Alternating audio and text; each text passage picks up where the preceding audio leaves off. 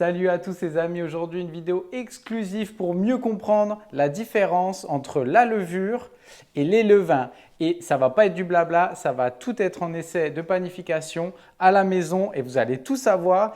Et la mesure d'acidité à la fin de la mie. Donc voilà, vraiment vous allez tout savoir, même moi c'est une première, donc ça va être fou. Je vous montre juste un petit visu des pains et regardez bien la vidéo jusqu'au bout pour tout savoir sur la levure et le levain. C'est parti!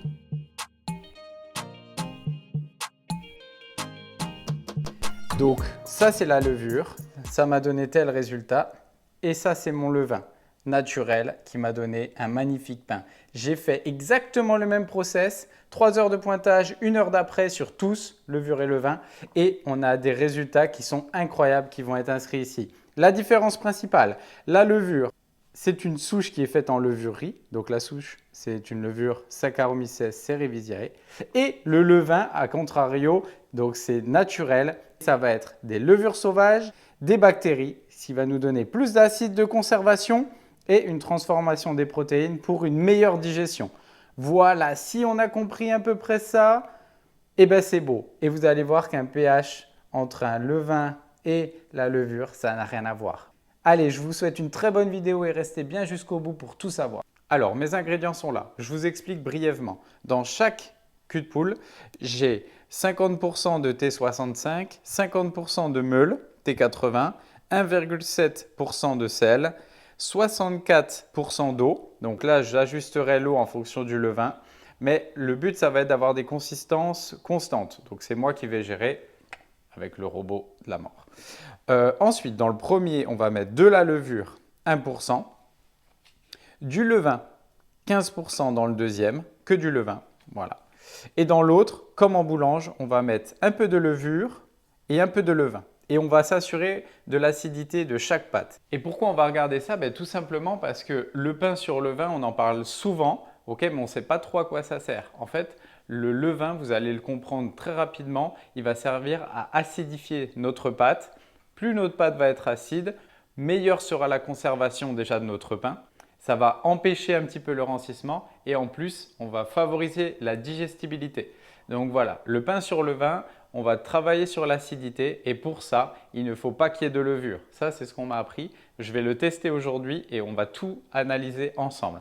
Allez, c'est parti. Petit pétrissage, je vous explique. Et une fois que c'est pétri, on regarde déjà une première fois le pH. Juste avant de commencer, je vais quand même analyser le pH. Donc, j'ai calibré mon pH mètre ce matin. Mon levain est rafraîchi d'hier. Donc, je l'ai rafraîchi hier soir à 21 h et je l'ai laissé dans un garage qui est à peu près à 12 degrés. Donc là, il est à 4,6, assez acide. Un levain, on va généralement le travailler à 4,2. Bien sûr, c'est des analyses qui sont faites avec le pH mètre. En entreprise, c'est assez rare d'avoir un pH mètre. Donc là, mon levain est assez acide. Donc c'est bien, ça va m'augmenter mon acidité de la pâte. Ça va être parfait. Et pour le pétrissage, donc on va mettre à chaque fois l'eau, les ingrédients secs et on va pétrir 8 et 2, toujours avec le même batteur. Donc il y aura un tout petit décalage au niveau du temps, mais ça sera pétri parfaitement pareil. Et ça, c'est ce qui m'intéresse dans un test de ce genre. Donc pour la TB, je suis parti sur une TB à 75 degrés, assez chaude, tout simplement parce que le levain aime les températures assez élevées. Donc là, j'ai une eau à 32,5. Toutes mes pâtes, je vais les pétrir avec une eau à 32,5. Voilà, il va avoir un panel de 10, 20, 30 minutes. Mais voilà, ça ne va pas beaucoup changer. Attention à votre température de base en hiver. Les températures descendent, donc encore plus, vous allez voir les températures de l'eau remonter normalement pour avoir toujours la pâte à bonne température. Petit conseil technique. Voilà, mon eau est mise. Et ensuite, tac, je vous montre, 173, je mets ma levure, mon sel, mes ingrédients secs.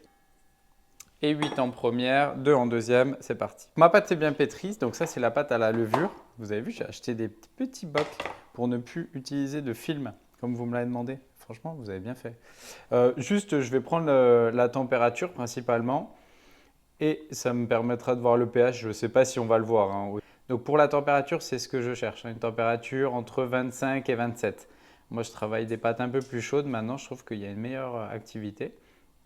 5,74 en sortie de pétrissage. Très important, là, à ce moment-là, je lave bien ma cuve, tout simplement parce que vous voyez les petites traces de levure, elles peuvent jouer sur le résultat. Donc, je lave bien et je pétris ma pâte au levain. Pour la petite info, donc j'ai remis de l'eau à 32,5. Je l'ai refait un peu chauffer parce qu'elle a refroidi. Je mets mon levain, tac, et mes ingrédients secs. Allez, après 2 minutes, c'est pareil. Je vais débaquer ma pâte dans mon bac. Donc là, ça c'est mon bac avec mon levain, donc 15% de levain. Et au niveau de l'hydratation, je suis à 61. Voilà, parce qu'avec mon levain, pour avoir la même consistance, j'ai baissé un petit peu l'eau et j'ai mis du levain liquide. Pour l'instant, ma pâte est à 5,64 de pH et 26,7. Toutes mes analyses, je les note et je vous ferai un petit récap. Donc, je mets de côté. Pour l'instant, je ne le boule pas, tout simplement parce que j'ai prévu des petits mesureurs de pouces. Ouais, on est des malades, on est à la maison. Et ensuite, la dernière. Donc, je reprends la température de mon eau. Elle est à 30. Je remets un peu d'eau chaude. OK, j'ai une eau à 32.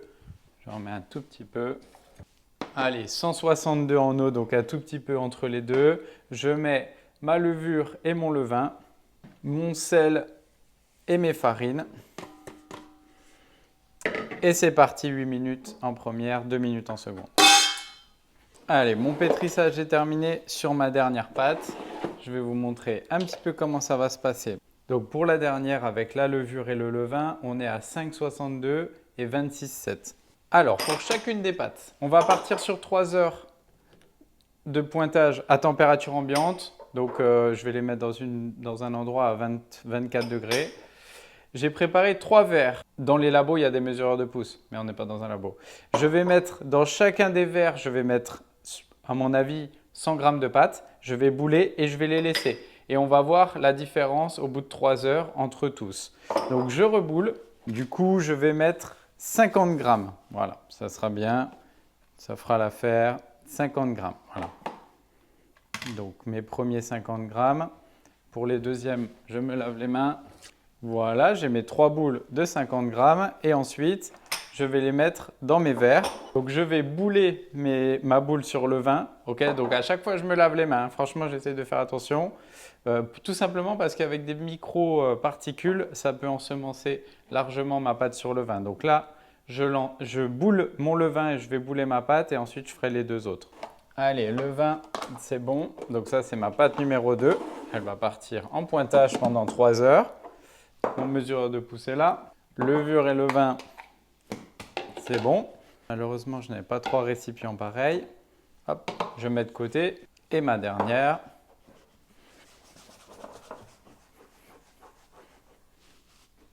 Hop, mon premier verre, je mets dedans. J'ai mes 3 mesureurs pour la pousse. Je vais regarder vraiment au visuel. Et j'ai mes 3 pâtes. Elles vont partir 3 heures en pointage à température ambiante.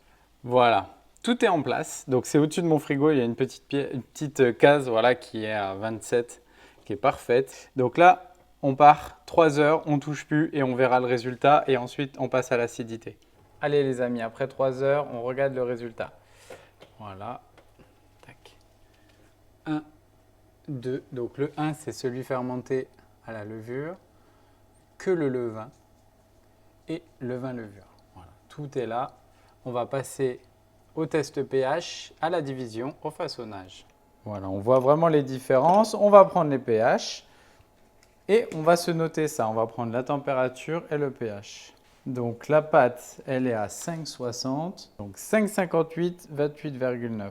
Je lave bien mon pH mètre, je le rince et on va prendre celui du levain. 5,28, 27,9. 5,49, 28,2. Pour le petit récap, on a 5,58, 5,28, 5,48 en gros. Voilà, on a la différence de pH. Donc là, c'était vraiment en 3 heures. Hein. Allez, on va passer à la division. Donc je vais diviser, mettre en forme et façonner mes bâtards. On voit bien la différence de fermentation et même d'odeur. Hein. Donc mes 3 pâtes sont prêtes à être mises en forme. Je commence toujours par le levain. Donc je vais faire une bonne boule.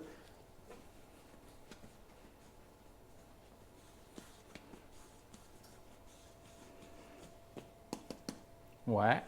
Ma levure, donc là, on voit qu'en fermentation, on est beaucoup plus développé, démarré.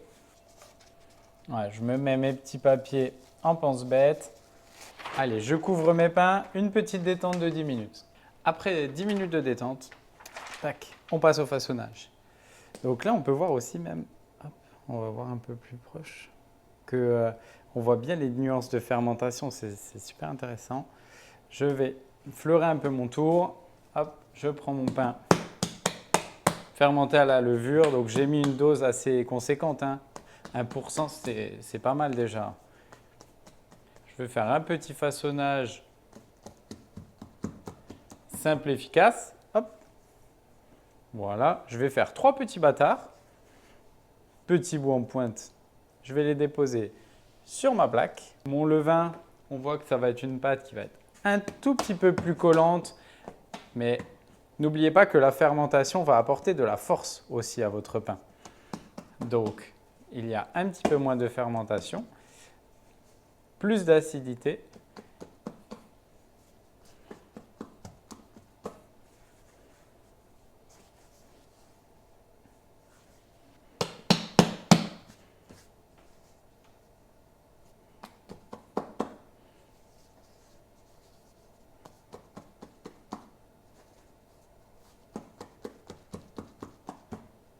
Hop. Et voilà. Moins on le touche, mieux c'est. J'ai déposé mes 3 bâtons sur ma petite planche avec mes numéros. Hop, je les mets un peu en dessous pour pas que ça gêne. À ce moment-là, les amis, je laisse un après d'1 heure à température ambiante et on passe à la mise au four. Surtout, pensez à bien préchauffer votre four à 245-250 degrés, bien chaud pour avoir une température qui va envoyer. Allez, c'est parti. 1 heure à température ambiante. Allez les amis, après 1 heure, on passe à la mise au four. Et mes 3 pains sont là. 1, 2, 3. Donc là, on voit vraiment la différence, hein. Celle-là, elle est vraiment développée. Celui-là, beaucoup moins. Et celui-là, entre les deux. Bon, pour ne pas les abîmer, je ne vais pas faire de test pH.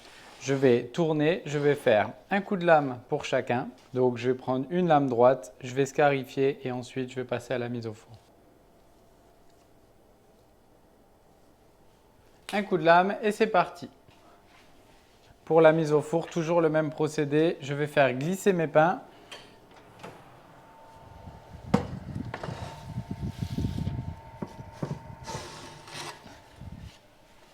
Je vais placer un petit peu d'eau brûlante.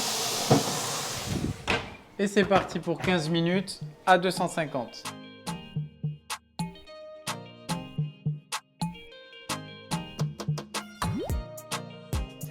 Allez, le pain cuit. Hop, on va se mettre ça sans se brûler sur la grille. Et donc là, nous avons bien notre premier pain, le petit 1, le petit 2 sur le 20. Vous avez vu cet aspect? Très sympa quand même. Et le petit 3, moitié levain, moitié levure. Donc là, on était sur une grosse fermentation, un peu trop. Après, le process de 3 heures à température ambiante plus 1 heure d'après, c'est un peu beaucoup avec 1% de levure. Mais le but final, c'est d'analyser le pH de la mie.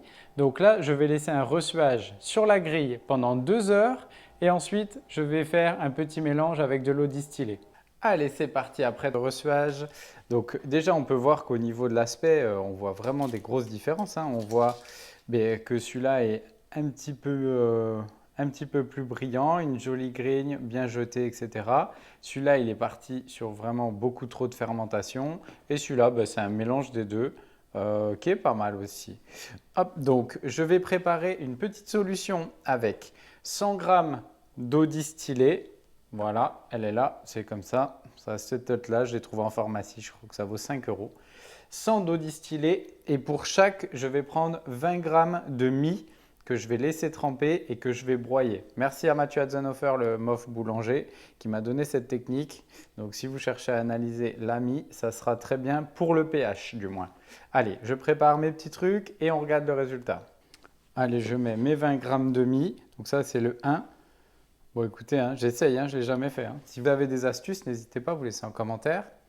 Voilà, mes 3 mie sont en train de tremper. Je vais bien les faire tremper et je vais les mouliner à la girafe. Donc, je prends ma girafe.